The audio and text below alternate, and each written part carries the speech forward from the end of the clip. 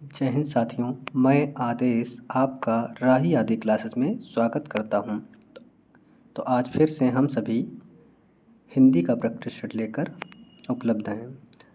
आप सभी इस क्लास को अधिक से अधिक शेयर कीजिए, सब्सक्राइब कीजिए और लाइक कीजिए। उम्मीद है आप सभी अपना प्यार और सहयोग पूर्ण रूप से देंगे।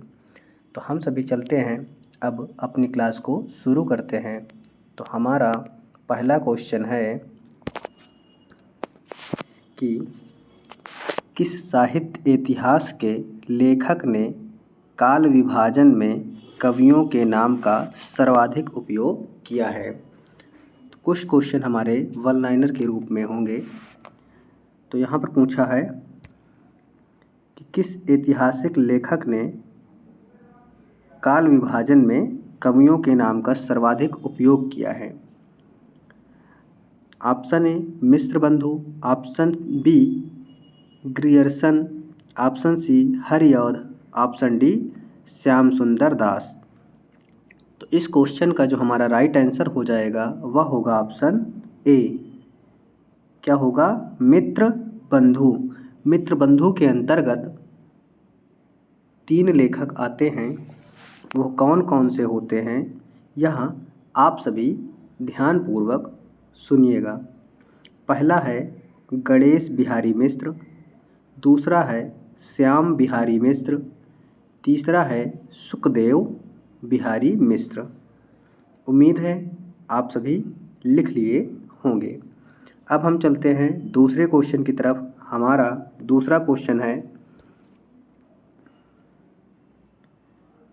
क्वेश्चन क्या है कि निम्नलिखित में से कौन सी श्रेणी काल क्रमानुसार सही है।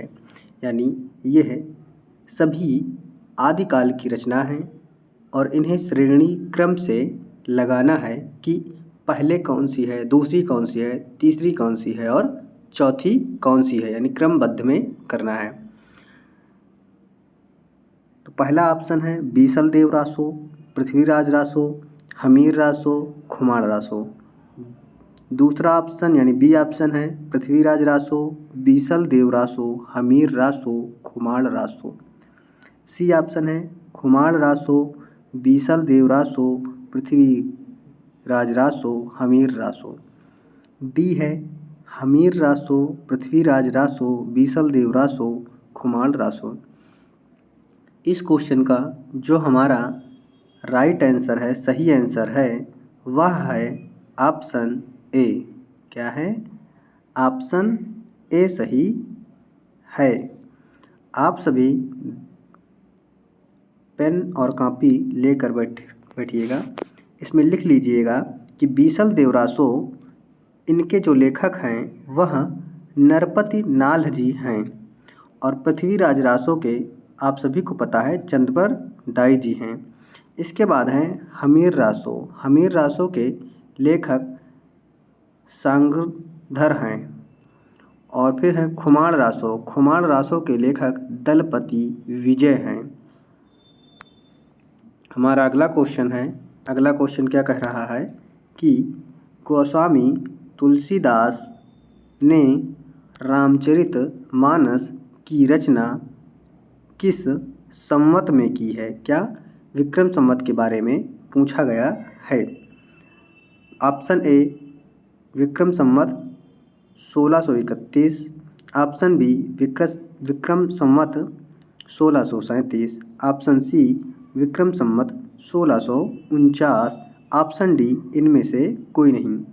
तो इस क्वेश्चन का जो हमारा राइट आंसर होगा वह होगा ऑप्शन ए सही हो जाएगा, विक्रम संवत 1631।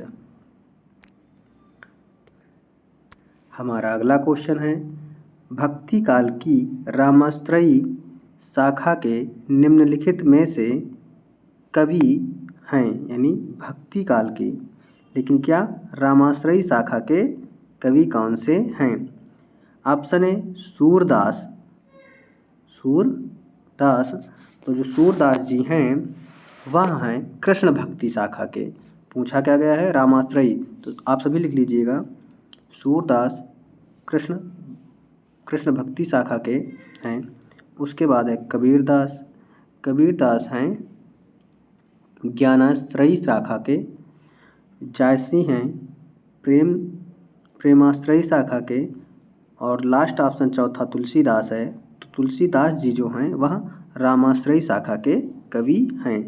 तो इस क्वेश्चन का हमारा राइट आंसर डी हो जाएगा। अगला क्वेश्चन है हमारा, देव कवि किस जिले के थे? यानी जो कवि हैं देव जी वह किस जिले के हैं? तो वह इटावा जिले के हैं। कहाँ के? इटावा जिले के हैं। इनके द्वारा कुछ रचनाएं हैं, जैसे भाव विलास। क्या? भाव विलास है, सुजान विनोद है, रस विलास है। ये फेमस कहाँ से हुए थे? भाव विलास से ही फेमस हुए हैं। भाव विलास, सुजान विनोद, रस विलास, अष्टयामा, प्रेम दीपिका, यह देव कवि की रचनाएं हैं। अगला क्वेश्चन है हमारा, अगला क्वेश्चन क्या कह रहा है कि चिरगांव झांसी किस कवि का जन्म स्थान है? यानी झांसी में जो चिरगांव नामक गांव है वहाँ से कौन से कवि हैं? तो इस क्वेश्चन का जो हमारा राइट आंसर होगा वह होगा मैथिली शरण गुप्त। तो जो मैथिली शरण गुप्त जी हैं वह चिरगांव झांसी से बिलोंग करते हैं। अगला क्वेश्चन है हमारा, क्या भूल गलती कविता के कवि हैं? जो कविता है भूल गलती इसके कवि या लेखक कौन हैं यह हमें बताना है। तो इसके कवि या लेखक मुक्ति बोध जी हैं। कौन सी हैं? मुक्ति बोध जी हैं। यानी 7वें क्वेश्चन का राइट आंसर हमारा डी हो जाएगा, मुक्ति बोध जी हैं भूल गलती के कवि। अगला क्वेश्चन है हमारा, क्या कह रहा है कि नई कविता की अवधारणा से संबंधित कविता के नए प्रतिमान पुस्तक के रचनाकार कौन हैं? तो इस क्वेश्चन को जो हमारा राइट आंसर हो जाएगा वह कौन है? नामवर सिंह हैं। क्या? नामवर सिंह जी हैं। हमारा अगला क्वेश्चन है, क्या लंका की एक रात, क्या लंका की एक रात के निबंधकार कौन हैं? ऑप्शन ए विद्यानिवास मिश्र, कुबेरनाथ राय, बालकृष्ण भट्ट, हजारी प्रसाद द्विवेदी। तो जो इस क्वेश्चन का हमारा राइट आंसर हो जाएगा कुबेरनाथ राय। लंका की एक रात के निबंधकार कौन हैं? कुबेरनाथ राय जी हैं। अगला देखते हैं, अगला क्या दिया गया है हमें? गद्यांश दिया गया है। आप सभी थोड़ा ध्यान दीजिएगा, हो सकता है थोड़ा सा देखने में थोड़ी प्रॉब्लम हो, बट ध्यान देंगे तो हो जाएगा। क्या बोला गया है? यदि आप किसी अवगुण को दूर करना चाहते हैं तो उससे दूर होने के लिए दृढ़ संकल्प करना छोड़िए। मैं पढ़ रहा हूँ, आप सभी सुन लीजिएगा, अगर थोड़ा कम समझ में आ रहा हो तो। फिर से पढ़ते हैं, क्या यदि आप किसी अवगुण को दूर करना चाहते हैं तो उससे दूर रहने के लिए दृढ़ संकल्प करना छोड़िए, क्योंकि जब आप उससे दूर दूर रहने की कसमें खाते हैं तब भी आप उसी का चिंतन करते हैं। संसार में प्रत्येक कार्य अनेक कारणों से होता है। यदि दूसरे कारण एकदम प्रतिकूल हों तो अकेली भावना क्या करेगी? कोई तरुण अपने शरीर को बलवान बनाना चाहता है, खाने पीने के साधारण नियमों का ख्याल नहीं करता, स्वच्छ वायु में नहीं सोता, व्यायाम नहीं करता, केवल भावनाओं के बल पर बलवान होना चाहता है। केवल भावनाओं के बल पे, यानी हम केवल सोच रहे हैं कि हम जिम चले जाएं और प्रोटीन खाएं, ये खाएं तो हमारा शरीर बलवान हो जाएगा, तो ऐसा नहीं होता है। केवल भावनाओं के बल पर बलवान नहीं होना चाहता है, यह असंभव है। भावना अपना काम करती है, किंतु अकेली भावना खाने पीने, स्वच्छ वायु और व्यायाम सभी की जगह नहीं ले सकती। सभी भावनाओं में श्रेष्ठ भावना एक ही है, जिसे सभी धर्मों ने प्रमुख माना है। सभी के प्रति मैत्री, गुणियों के प्रति श्रद्धा, दुखियों के प्रति दया, भावना के इन्हीं पक्षों के अपनाने का प्रलय और अभ्यास अभ्यास व्यक्ति के निर्माण की कुंजी है। तो ये हमारा गद्यांश हो गया। आप सभी सहयोग बनाए रखिएगा। अब हम चलते हैं क्वेश्चन की तरफ। हमारा क्वेश्चन क्या है कि शरीर को बलवान बनाने की इच्छा रखने वाले को क्या करना चाहिए? बलवान बनने की भावना, दृढ़ संकल्प लेना, अच्छे जीवन शैली का अभ्यास, सभी के प्रति मैत्री भाव। तो शरीर को क्या करना है? बलवान बनाने की इच्छा। तो क्या होगा? ऑप्शन हमारा सी सही हो जाएगा कि अच्छी जीवन शैली का हमें अभ्यास करना चाहिए। अगला क्वेश्चन है हमारा क्या कि सभी भावनाओं में श्रेष्ठ भावना कौन सी नहीं है? कौन सी नहीं है? दुखियों के प्रति अपेक्षा यानी अवहेलना करना, ये तो बिल्कुल नहीं होना चाहिए। और नहीं है पूछा है, तो जब नहीं करना चाहिए तो हमारा यही आंसर लग रहा है सही होगा, और यही सही भी है, क्योंकि गुणियों के प्रति श्रद्धा रखना चाहिए, सभी के प्रति मैत्रीपूर्ण रखना चाहिए, दुखियों के प्रति दया रखना चाहिए। तो हमारा इस क्वेश्चन का जो हमारा राइट आंसर हो जाएगा वह ऑप्शन ए हो जाएगा, क्योंकि दुखियों के प्रति उपेक्षा या उनकी अवहेलना नहीं करनी चाहिए।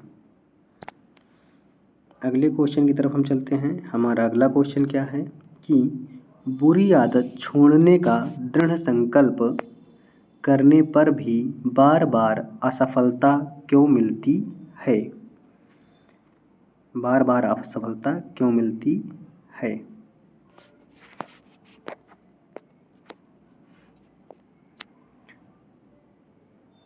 ऑप्शन ए, दृढ़ संकल्प याद नहीं रहता, जब दूसरे के कहने का संकल्प लिया जाता है, जब भावनाएं बलवती नहीं होती, दृढ़ संकल्प में भी उसी आदत का चिंतन करना। तो क्या बोला था? बुरी आदत छोड़ने का दृढ़ संकल्प, बार बार असफलताओं का। तो इस क्वेश्चन का हमारा राइट आंसर जो हो जाएगा वह ऑप्शन डी सही हो जाएगा। तो इस क्वेश्चन का हमारा जो राइट आंसर हो जाएगा वह डी सही हो जाएगा। अगला क्वेश्चन है, अगला क्वेश्चन क्या कह रहा है कि लेखक ने किस बात को असंभव बताया है? जो लेखक है वह किस बात को असंभव बताया है? अवगुणों को दूर करना, सद्गुणों को अपनाना, भावनाओं के बल पर ही लक्ष्य की प्राप्ति, उद्देश्य प्राप्ति के लिए केवल चिंतन करना। तो जो लेखक ने असंभव किस चीज़ को बताया है कि भावनाओं के बल पर लक्ष्य की प्राप्ति, यानी सोचते रहने से लक्ष्य हमें कभी प्राप्त नहीं होगा। तो इस क्वेश्चन का जो हमारा राइट आंसर हो जाएगा वह ऑप्शन सी सही हो जाएगा। अगला क्वेश्चन है हमारा, व्यक्ति के निर्माण में कुंजी किसमें निहित है? व्यक्ति के निर्माण में कुंजी किसमें निहित है? व्यायाम एवं नियमों के पालन में,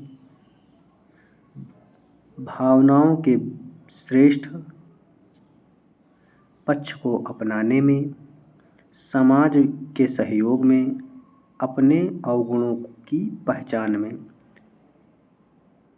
तो हमने गद्यांश में लास्ट में जो नीचे था सबसे क्या था? भावनाओं के श्रेष्ठ, ये लिखा है भावनाओं के श्रेष्ठ पक्षों को अपनाने।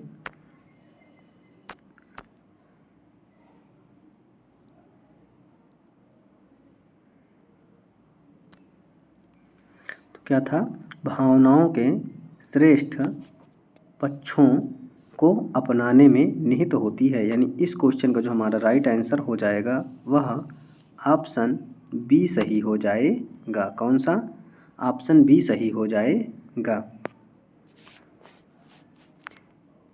अगला क्वेश्चन है हमारा क्या कि आप सभी ध्यान दीजिएगा, पराधीन जो जन नहीं स्वर्ग नरकता हेतु, पराधीन जो जन नहीं स्वर्ग नरकता हेतु। यहाँ पर आप सभी देख रहे हैं क्या है कि वही वाक्य या वही वर्ण बार बार आवृत्ति होती है और यहाँ पर केवल कामा का अनुसार है, कामा का ही अंतर है। तो यहाँ पर जो अलंकार पूछा गया है वह हम सभी जान सकते हैं कि यहाँ पर अनुप्रास अलंकार है। लेकिन अनुप्रास अलंकार में भी अनुप्रास अलंकार के भेद हैं। तो अनुप्रास अलंकार में भी जो भेद है, अगर भेद दे के पूछा होता तो यहाँ पर जो अनुप्रास होता वह लाटा अनुप्रास होता। कौन सा? लाटा अनुप्रास।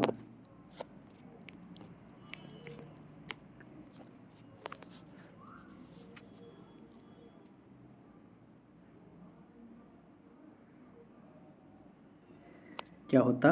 लाटा अनुप्रास होता।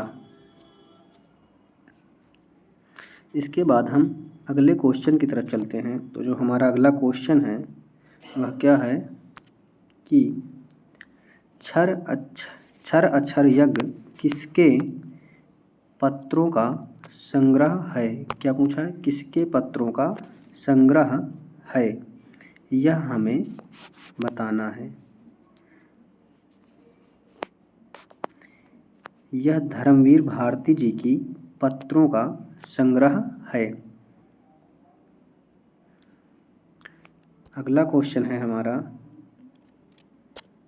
क्या कि हिंदी की स्पर्श घोष, महाप्राण, ओष्ठ व्यंजन की ध्वनि कौन सी है? 4 ऑप्शन हैं।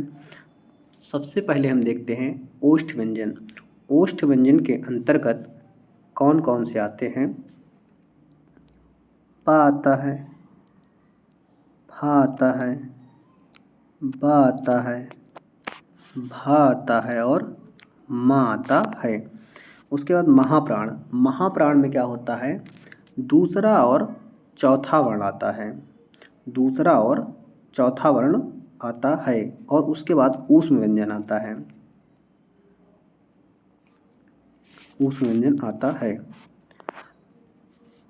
और फिर है स्पर्श घोष।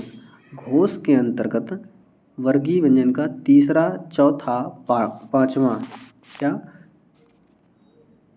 तीसरा, चौथा, पांचवा और सभी स्वर और अंतस्थ व्यंजन आते हैं। तो यहाँ पर हम देखेंगे जो महाप्राण में भी, ओष्ठ में भी और घोष में भी जो वर्ण आएंगे उसी पर हम टिक करेंगे। तो जो हमारा राइट आंसर होगा वह होगा भा।